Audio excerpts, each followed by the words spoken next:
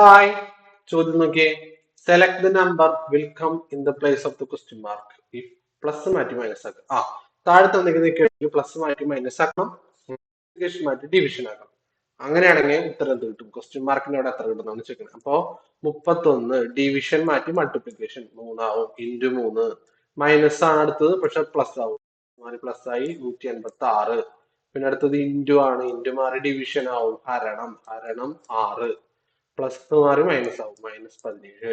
31 into 3 multiplication ചെയ്തോ, കുഴപ്പമില്ല, 93 plus കൂട്ടാൻ വരട്ടെ, ഡിവിഷൻ ചെയ്തിട്ട് വേണം കൂട്ടാൻ. അപ്പോ ഡിവൈഡ് ചെയ്യുമ്പോൾ 186/6 ഡിവൈഡ് ചെയ്യുമ്പോൾ 18ൽ 3 വട്ടം, 6ൽ 1 വട്ടം, 31 -17. സാധാരണ ചെയ്യുന്ന പോലെ ചെയ്യാം, കൂട്ടിയിട്ട് കുറയ്ക്കാം.